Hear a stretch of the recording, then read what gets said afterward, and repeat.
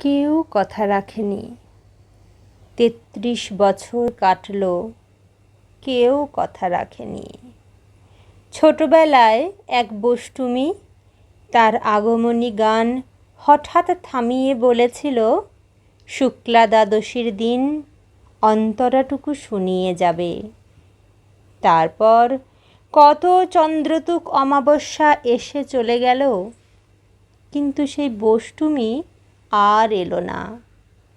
২৫ বছর প্রতীক্ষায় আছি। মামাবাড়ির মাঝি নাদের আলী বলেছিল, বড় হও দাদা ঠাকুর, তোমাকে আমি ৩ প্রহরের বিল দেখাতে নিয়ে যাব। সেখানে পদ্ম ফুলের মাথায় সাপ আর ভ্রমর খেলা করে। নাদের আলী, আমি আর কত বড় হব? আমার মাথা এই ঘরের ছাদ ফুঁড়ে আকাশ স্পর্শ করলে তারপর তুমি আমায় ৩ প্রহরের বিল দেখাবে? একটাও রয়্যাল গুলি কিনতে পারিনি কখনো।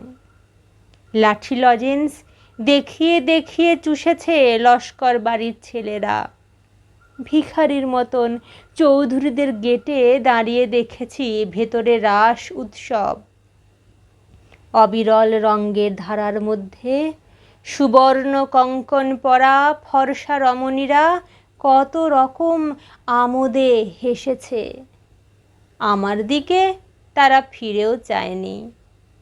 বাবা আমার কাঁধ ছুঁয়ে বলেছিলেন, দেখিস একদিন আমরাও। বাবা এখন অন্ধ।